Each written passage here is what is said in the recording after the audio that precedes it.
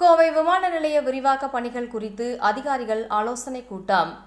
தொழில் நகரமாக விளங்கும் கோவை மாநகரின் முக்கிய தேவைகளில் ஒன்றாகவும் பல தொழில்துறையினரின் கோரிக்கையாக பல ஆண்டுகளாக இருப்பது கோவை சர்வதேச விமான நிலையம் விரிவாக்கம். இந்த விரிவாக்க பணிக்கான நிலம் கையகப்படுத்தும் பணியானது தொடர்ந்து நடைபெற்று வருகிறது. அதிமுக ஆட்சியில் தொடங்கப்பட்ட விமான நிலைய பணிகள் தற்போது பல்வேறு தரப்பினரின் கோரிக்கையை ஏற்று திமுக ஆட்சியில் பணிகள் துரிதப்படுத்தப்பட்டுள்ளது. இந்நிலையில் சட்டப்பேரவையில் அமைச்சர் DRB ராஜா விமான நிலைய விரிவாக்க பணிகள் வேகமாக முடிக்கப்படும் என அறிவிக்கப்பட்டிருந்தார்.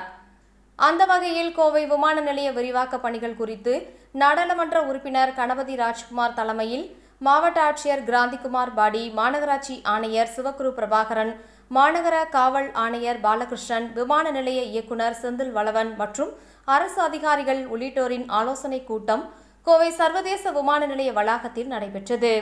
இதில் இதுவரை நிலம் கையகப்படுத்தப்படாத காரணங்கள், அதற்கான தீர்வுகள் குறித்து ஆலோசனை மேற்கொள்ளப்பட்டது.